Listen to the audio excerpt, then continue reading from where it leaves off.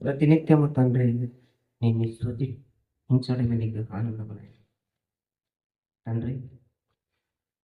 మా గ్రామంలో తండ్రి ఇంత అవకాశం తండ్రి ఎందరకు లేనప్పుడు తండ్రి ఇక్కడ ఉన్న మాకందరకు తండ్రి నీవు అనుగ్రహించినందుకు నీకు వందనములు దేవా.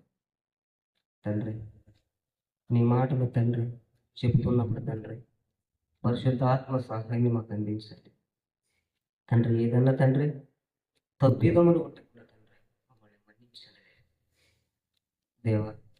ఈ చిన్ని మాటలు తండ్రి గురించి చూడగా తండ్రి నీవు మాకు తోడుగా ఉండి నీవే మాతో మాట్లాడమని క్రీస్తు పేరిటి ప్రార్థన నీకు సమర్పిస్తున్నాము తండ్రి. ఆమేన్. చెప్పి మన దేవుడు వెళ్ళారు.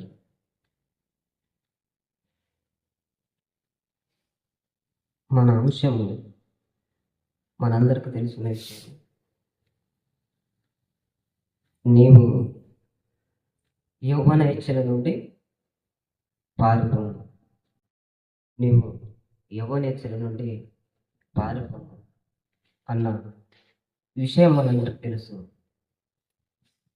ఈ యవ్వనం అన్నది దేవుడు ఎందుకు గద్దించి మనతో మాట్లాడుతున్నాడు. ఈ యవ్వన కాలంలో ప్రత్యేకంగా దేవుడు ఎందుకు చెప్తున్నాడు? యవ్వన కాలం అన్నది మనిషికి ప్రమాదమా అని మనం ఆలోచించినట్లయితే యవ్వన కాలంలో దేవుడు ఎందుకు ఇలా చెప్తున్నాడంటే, ఒక పిల్లవానిగా ఉన్నప్పుడు చెప్పలేదు, ఒక నడి ప్రాయంలో ఉన్నప్పుడు కూడా చెప్పలేదు, ముసలివాడు అయినప్పుడు కూడా ఇంత భయంకరంగా చెప్పలేదు. కానీ యవ్వన దశకి వచ్చే మనుషులకు అందరూ చెప్తున్న మాట, యవ్వన కాలంలో నువ్వు జాగ్రత్తగా ఉండమంటున్నాడు.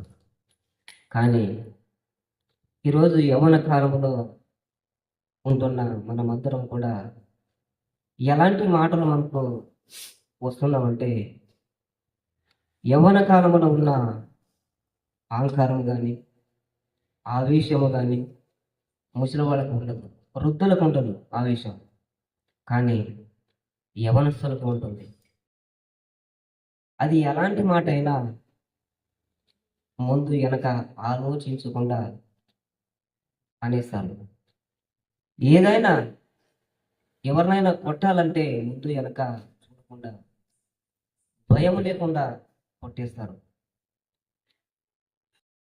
ఎందుకంటే ఆయనలో ఉన్న ఆ యవ్వనంలో ఉన్న గర్వము అలాంటిది. కానీ ఇలాంటివన్నీ దేవుడు ముందుగా ఎరిగి ఏమంటున్నాడంటే, తిమోతికు 2 తిమోతికి రాసిన పత్రిక, తిమోతి గారు చెప్తున్నమాట, తిమోతికి రాసిన పత్రిక 2 తిమోతి 2వ అధ్యాయము 22వ వచనం. నీవు యవ్వనెచ్చల నుండి పారిపోము.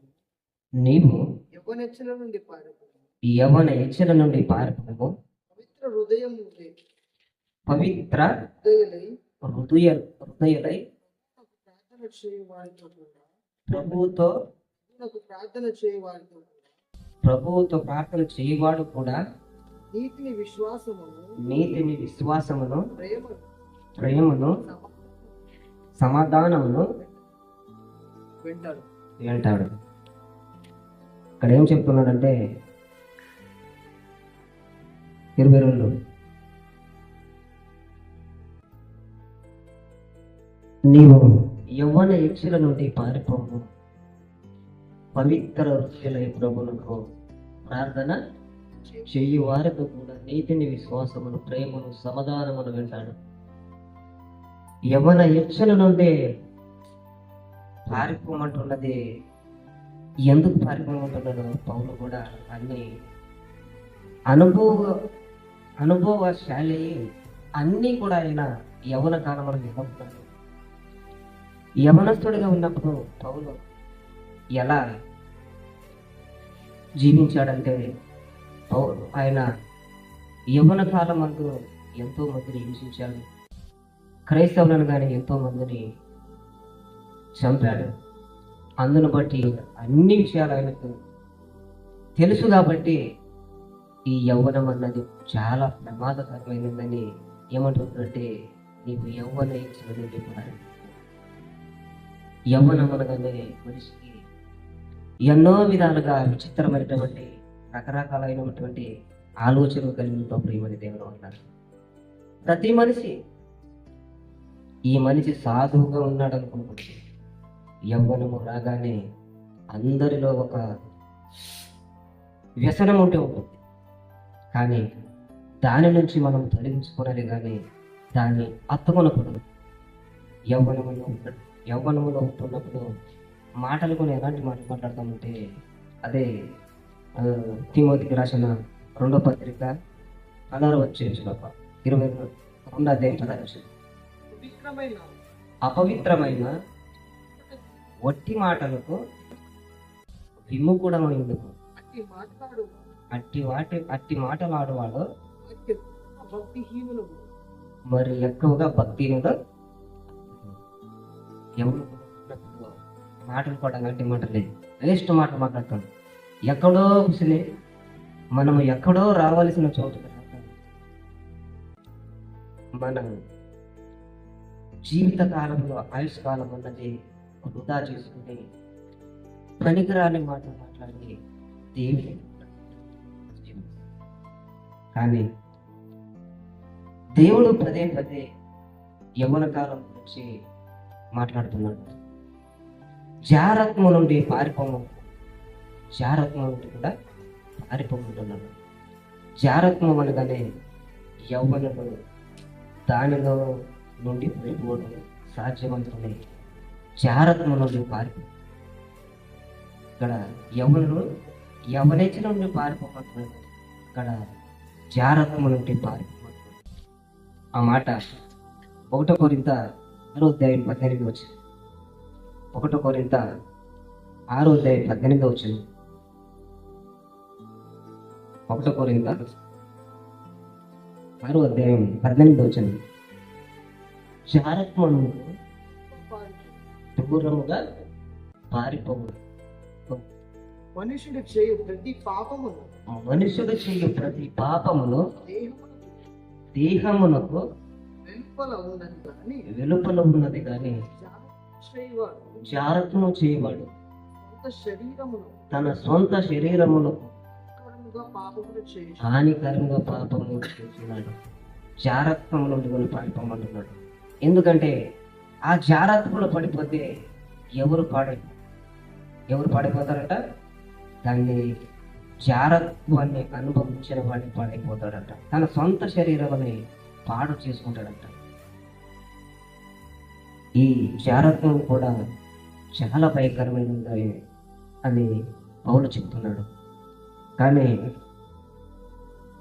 ఈ యవ్వనములో ఒక భక్తుడు కూడా ఒక మాట రాయించాడు.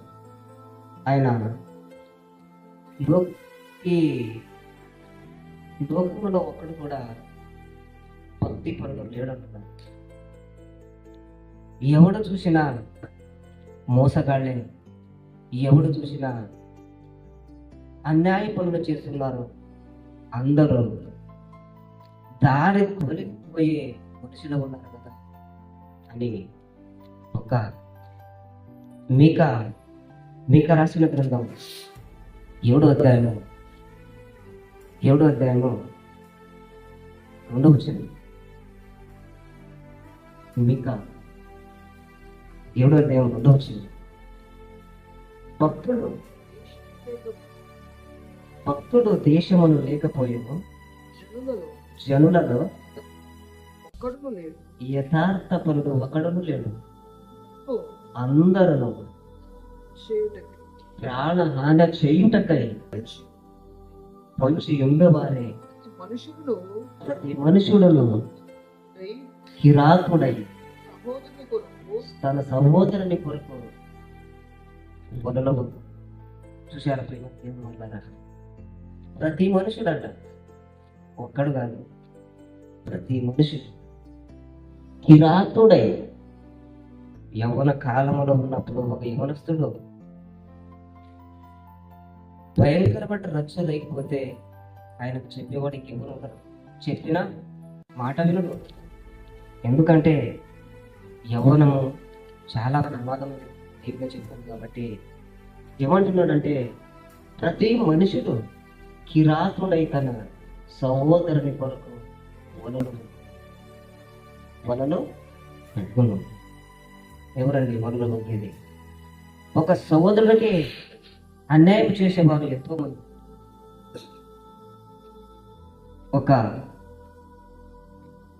ఈ స్థితిలో మనము దిగజారిపోతున్నామంటే దేవుని గురించి మనకు బాగా తెలిసినప్పుడు కూడా ఎందుకు ఇలా మనిషి అలాంటి స్థితిలో ఉంటాం? మనకి ఎన్నోసార్లు చెప్పిన మాటలు ఇవన్నీ ఎవరి ఇచ్చిన నుండి పారిపోమంటున్నాడు, జాగ్రత్త నుండి పారిపోమంటున్నాడు. కానీ ఇవన్నిటికీ మనిషి ఇవన్నిటికి కూడా దగ్గర సంబంధమై పెట్టుకుని ఉన్నాడు ఈరోజు మనిషి. ప్రతి మనిషి కూడా సహోదరుని కొనుక్కున్నాడు, వలలో కొనుక్కున్నాడు. కానీ ప్రతి మనిషి అంటున్నాడంటే ఇక్కడ ఎవరు కనపడరేమో. ఇప్పుడు దావీదు గురించి మనకు అంతా బాగా తెలుసు. దావీదు గురించి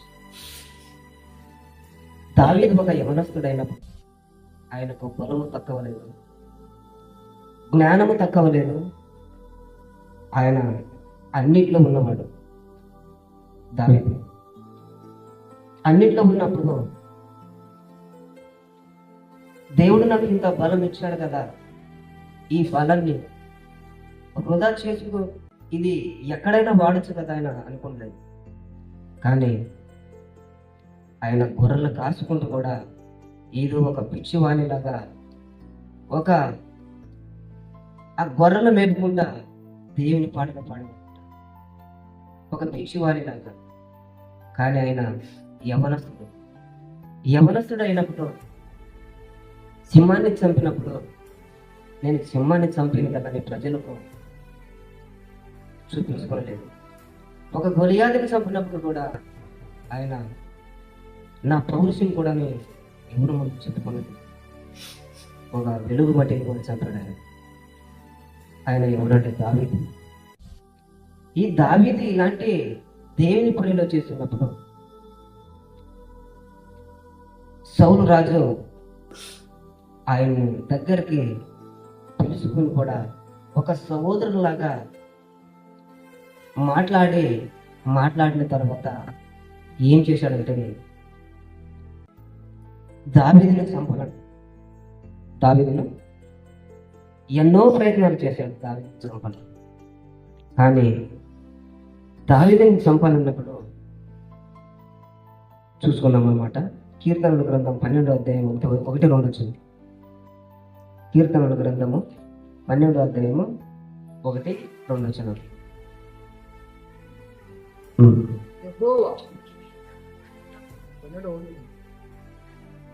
యెహోవా నన్ను రక్షించును. 12వ అధ్యాయము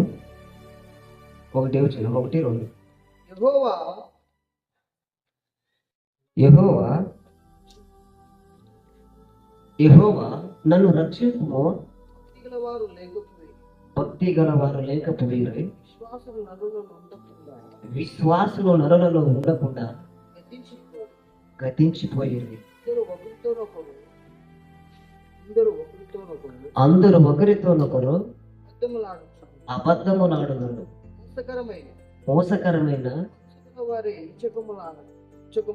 మోసకరమైన మనసు గలవారై ఇచ్చకపులాడు పెదవులతో. ఇక్కడ దావీదు చెప్తున్నాడు అనమాట. ఒకటి కింద అందరూ ఒకరితోనొకరు. ఒకటి వచ్చింది, నన్ను రక్షించము భక్తి గల వారు లేకపోయారు అంటున్నాడు దావీదు. దావీదు ఎవరిని అడుగుతున్నాడంటే ఒక యవ్వన కాలంలో మాట అంత బలమున్న దేవుని ఇంకా అడుగుతున్నాడంటే ఏమడుతుంటే నన్ను రక్షించమంటున్నాడు. ఈరోజు మనము ఎప్పుడైనా మనము పాపం చేసిన తర్వాత దేవుని ముందు, తండ్రి నన్ను రక్షించుము, నేను పాపినని అడుగుతున్నప్పుడు కూడా దేవుడు మన్నిస్తాడు, ఖచ్చితంగా మన్నిస్తాడు. కానీ ఇక్కడ దావీదు ఏం చేస్తున్నాడంటే, యెహోవా నన్ను రక్షించుము, భక్తి గలవారు లేకపోయారు, విశ్వాసులు నరులలో ఉండక గతించిపోయి. చూసారా, ఎవరు లేరంటున్నారు కూడా. కానీ అలాగ ఉన్నప్పుడు దావీదు కూడా ఏ పాపము, ఒక్క పాపం చేశాడు కానీ దానితో తప్ప ఇంకొక పాపం చేయలేదని బైబిల్లో రాసి ఉన్నది. కానీ ఆ యవ్వన కాలంలో ఆయన అన్ని రకాలు ఉన్నప్పటికీ ఈ సౌలు ఎందుకు చంపాలనుకుంటున్నాడు? కానీ ఈ సౌలుని చంపనంటే దావీదుకు సరిపోదా? ఒక సింహాన్ని చంపిన దావీదు సౌలు ఒక లెక్క కాదు. కానీ ఆయనను చూడగానే ఎందుకు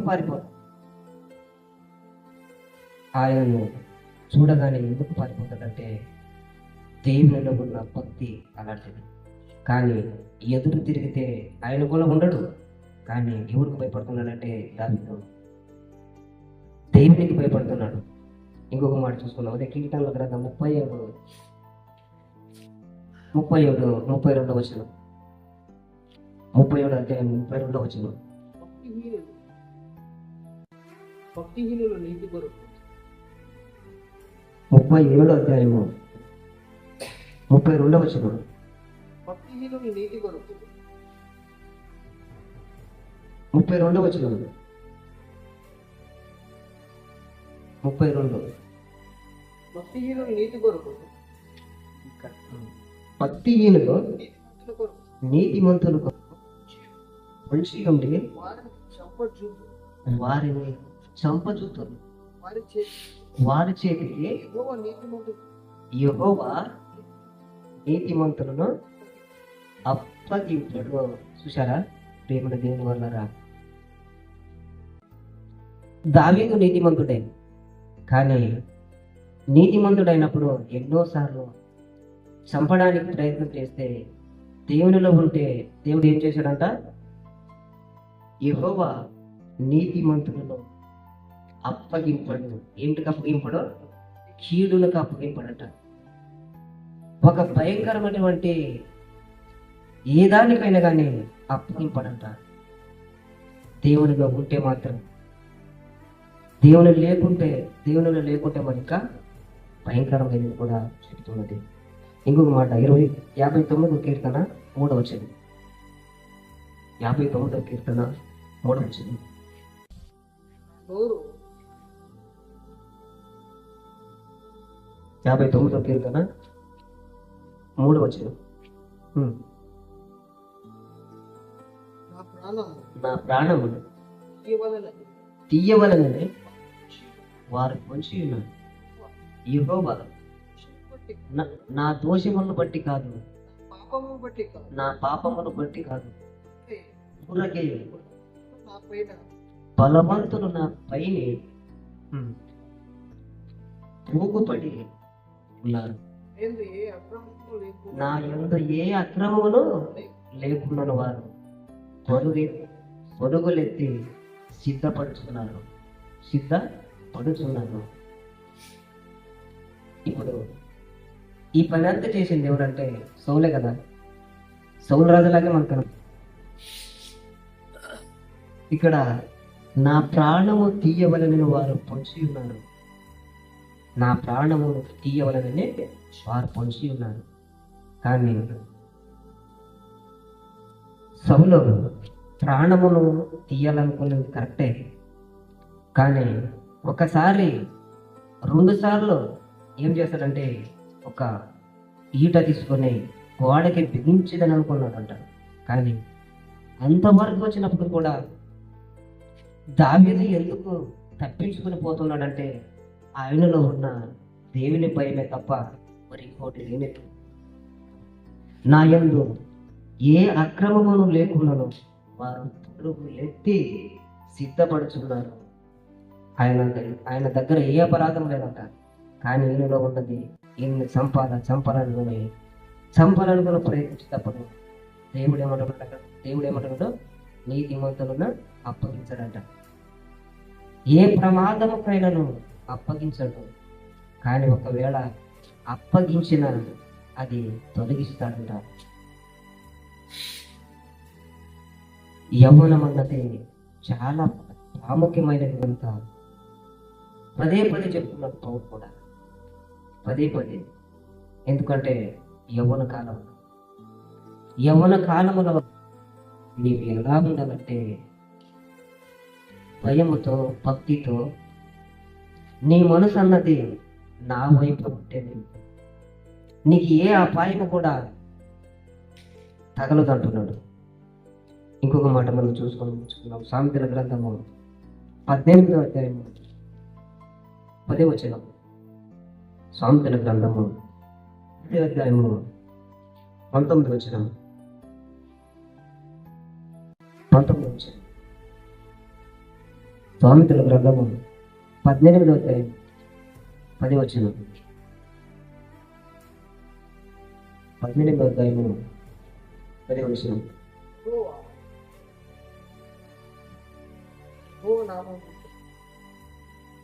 దానికి ఏంటి?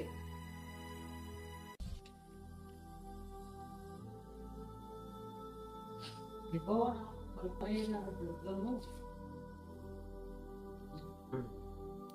నామము బలమైన దుర్గము.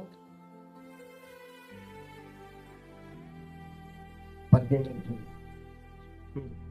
యెహోవా నామము బలమైన దుర్గము, నీతిమంతుడు అందులోనికి పరిగెత్తి సురక్షితముగాను నీతిమంతుడు అందులోనికి పరుగెత్తి సురక్షితముగా సురక్షితముగా నుండును. ఈ మాట మనకు చదువుతుంటేనే అర్థమవుతుంది కదా. యెహోవా నామము బలమైనది, యెహోవా నామము బలమైనది అంటున్నాడు. దుర్గము నీతిమంతుడు అందులోనికి పరుగెత్తి, నీతిమంతుడు అందులోనికి పరిగెత్తాలంట. అందులోనికి పరిగెత్తి సురక్షితముగా నుండును. మనం ఏ పాపము చేయకుండా నీతిమంతులుగా ఉంటే ఎలాంటి ప్రమాదం వచ్చినా దేవుడు తప్పిస్తాడన్న ఆలోచన ఇంకోటి ఉంటే వాళ్ళకి ప్రేమల దేవుని వల్ల ఈ యవ్వన కాలంలో దావీదు కూడా యువకుడు కాబట్టి చంపాలనుకున్నప్పుడు, సౌలు చంపాలనుకున్నప్పుడు ఎదురు ఎందుకు తిరగలేదంటే దేవునికి భయపడి తిరగలేదు, కానీ సౌలుకు భయపడతాను. ఈరోజు మనము కూడా ఎవరికి భయపడే ఉండాలంటే దేవునికి భయపడి ఉండాలి. తప్పుడు ఆలోచనలు మనలో వచ్చినప్పుడు దేవుడు ఉన్నాడు కదని భయపడి దేవుడు అడగాలి. ఏదన్నా ఒక మాట అనరాని మాట అన్నప్పుడు దేవుడిని అడిగి క్షమాపడతాడు. కానీ ఏషేపు జీవితం మనందరికి తెలుసు కదా. ఏషేపు జీవితం ఎలాంటిదంటే ఆమె దినదినము బాధించుండే మాట చెప్పుకుంటారు కదా. దినదినము 39 ఆదికాండం 39:10 వచనంలో ఓదిన మాట. ఆదికాండం 39:10. దినదినము ఆమె ఏసేపుతో మాట్లాడుచుండెను, కానీ అతడు ఆమెకు సేయించుటకైనను ఆమెతో నుండుటకైనను ఆమె మాట విన్నవాడు కాదట. యవనస్తుడంటే ఏసేపు ప్రేమని దేవుని వాళ్ళ యవ్వన కాలంలో కట్టునిట్టుగా ఉన్నాడంటే ప్రతిదీ మనకి ఏసేపే గుర్తుకు రాబడి, ప్రతిదీ మనకు ఏసేపి. ఎందుకంటే దినదినం అంటున్నాడంటే మానవులైన మనము ఒక స్త్రీని చూడగానే ఎన్నో ఆలోచనలు పుడుతున్నప్పటికీ, ఎన్నో తప్పుడు కోరికలు మనలో ఉంటున్నప్పటికీ అది వస్తుంటారు. ఖచ్చితం ప్రతి మానవునికి అవి మెదడులో వస్తుంటారు. కానీ దేవునికి భయపడితే రావు ప్రేమ దేవుడు. దేవునిలో బలంగా ఉంటే రావు. కానీ ఏసేపు ఆమె మాట విన్నవాడు కాడంట. స్త్రీ మాట విన్నవాడు కాదు. ఈరోజు మనము భార్యల మాట వినొచ్చు, వినకూడదని కాదు. కానీ జారత్వం నుండి పారిపోమంటున్నాడు కాబట్టి ఆ జారత్వం విషయంలో వేరే స్త్రీ గురించి మనము ఎత్తకూడదు, వేరే స్త్రీ గురించి మనము మాట్లాడకూడదు. దుష్టుడు అన్నవాడు ముందుగా మనం ఎలా ప్రేమిస్తున్నాడంటే దేవునిలో బలంగా ఉన్నప్పుడు ఏదో ఒకటి మన ముందు పెడుతుంది. మన ఆలోచనల వలన ఇది చూడని చెబుతుంది.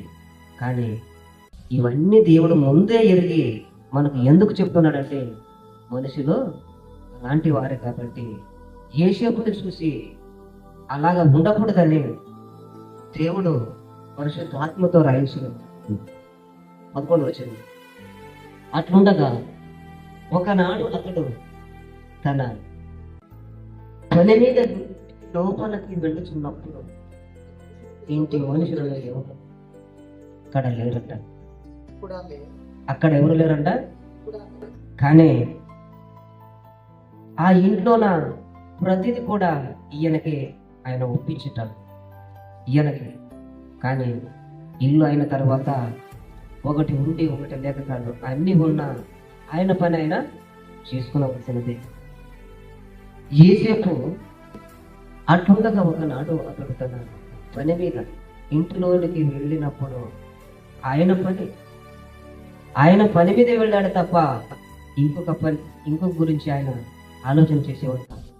కానీ 12 వచ్చిన అప్పుడు ఆమె అతని వస్త్రములు పట్టుకొని అతనితో చేయింపమని చెప్పగా అతడు వస్త్రములు ఆమె చేతుల నుంచి తప్పించుకొని బయటికి పారిపోయిన యవన ఇచ్చల నుండి పారిపోయిన వాళ్ళు ఎందరో ఉన్నారంటే యేసేపు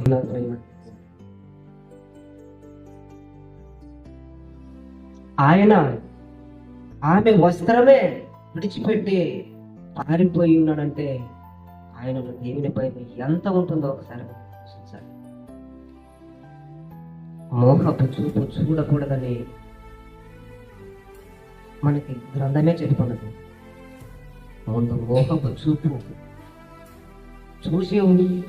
చూస్తున్నప్పుడు అప్పుడు మన మైండ్లో ఏదో ఒకటి కలుగుతున్నది, దుష్టుని ఆలోచన. కానీ అక్కడ ఆమె యేసేపుని శయించమని చెప్పుకున్నప్పుడు విడిచిపెట్టి పారిపోతున్నాడంటే ఆయనకు దేవుని భయం అంటే ఎంత ఉంటుందో ఒకసారి ఆలోచించాను. అప్పుడు వచ్చినది అతడు తన వస్త్రమును ఆమె చేతులు విడిచి తప్పించుకొని ఆమె చూచినప్పుడు తన ఇంటి మనుషులను పిలిపి చూడి పారిపోయచ్చలేక. కానీ నిజాన్ని అక్కడ చూపించాడు యేసేపు, నిజాన్ని చూపించాడు. ఒక యవ్వనుడుగా ఉన్నప్పుడు, ఒక యవ్వన ప్రాయములో ఎన్నో ఆలోచనలు కలిగి, ఎన్నెన్నో కోరికలు కలిగి ఈరోజు మనిషి పాడైపోతున్నప్పుడు యేసేపు ఆనాడులో యేసేపు ఎందుకు ఆమెతో చేయించకుండా పారిపోయాడంటే ఆయనలో ఉన్న భక్తి ఏంటి, ఆయనలో ఉన్నటువంటి భయం ఏంటి? ఈరోజు మనలో అలాంటి భక్తి మనలో ఉంటుందా? యేసేపు గారి జీవితాన్ని మనం ఒకసారి అలా చూసుకున్నది ప్రేమ దేవుని వల్ల. పాపం అంటే ఆయనకు అసహ్యం కదా, ఒక మోసం అంటే ఆయనకు అసహ్యం కదా, ఒకరిని చంపాలన్న ఆయనకు దృష్టి లేదు, ఒకరిని అన్యాయం చేయాలని కూడా ఆయనకు ఇష్టం లేదు. ప్రతి దినం దేవుని మీద భారం వేసి నడిచేవాడే తప్ప, ప్రతి దినము దేవుడని తిరిగేవాడే తప్ప ఇంకొకటి లేదు ప్రేమ. ఆయన ఎందుకంటే యవ్వనం అన్నది ప్రతి మనిషిని పట్టుకుంటుందన్న. యవ్వనం అన్నది ప్రతి మనిషిని ఒక పిల్లలు ఎలా అయితే ఒక ఆట ఆడుకుంటున్నారో యవ్వన కాలం దుష్టులన్న వాళ్ళు కూడా అలాంటి ఆట ఆడుకుంటుంటారంట. యవ్వన కాలం ఉన్నది. కానీ అలాంటి ఆలోచనలు మనలో ఉండకూడదని దేవుడి మనం వాళ్ళు హెచ్చరిస్తున్నాడు. ప్రియమైన దేవుని వాళ్ళు, ఆ హెచ్చరిక మనలందరిలో ఉంటే మనమందరం కూడా దేవుడు ఉండే లోకానికి వెళ్తాం. ప్రియమైన దేవుని వాళ్ళు, కానీ మనము యవ్వన కాలంలో దేవుని కాడి మోయవలసినది పోయి సాతాను కాడిని మోస్తే మనకు అపాయం వచ్చిన తప్పించదు. ఏదైనా రోగం వచ్చినా తప్పించదు. కానీ పనికి మాలిన వాడిని భూమి మీద ఉంచిది ఎంత, ఉంచకపోయిన ఎంత అనుకొని ఏదో ఒక ఆపద వలన మనిషిని పాడు చేసే అవకాశం కూడా ఉంటుంది. ప్రేమైన దేవుని వాళ్ళకి. అందుకే ఈ యవ్వన కాలంలో మనం అందరం కూడా ఒక యోసేపు లాగా, ఒక దావీదు లాగా, ఎందరో యవనస్తులు ఉన్నారు కాబట్టి మనకందరికి కూడా దేవుని భయం కలిగి, దేవుని ఆలోచనలు కలిగిద్దాం. మనం కూడా జారత్వానికి దూరం ఉంటాం, పాపానికి దూరం, పాపాన్ని నుంచి మనం పారిపోతే ఒక యేసేపులాగా ఉంటాం. ప్రియమైన దేవుని వల్ల మనం అందరం కూడా ఒక యేసుక్రీస్తును చూస్తున్నాం. ఆయనలో పాపము లేనప్పటికీ ప్రాణం పెట్టాడంటే ఆయన గొప్పతనం ఇంకెంత. ఒక మనిషికి సహాయం చేయాలంటే మన వల్ల కానప్పుడు మన పాపం కొరకు ప్రాణమే పెట్టి ఉన్నాడంటే ఆయనలో మనం ఏమి చేసినా కూడా ఆయనకు నీతిగా బ్రతకడమే ఆయనకు ఇష్టం. కాబట్టి మనమందరం కూడా ఎంతో ఓపికతో, మనమందరూ ఎన్నోసార్లు ఓపికతో విన్న ఈ మాట విన్నాము. మన మనసులో పెట్టుకొని దేవునికి ఇష్టలుగా, దేవుని కుమారుడుగా, ఒక నీతి పరుడుగా బ్రతుకుతాం. ఎందుకంటే మనిషి ఆయుష్కాలం అన్నది యవ్వనంలో తెలియదు. దేవుడిచ్చిన ఆయుష్కాలం అన్నది యవ్వనంలో తెలియదు.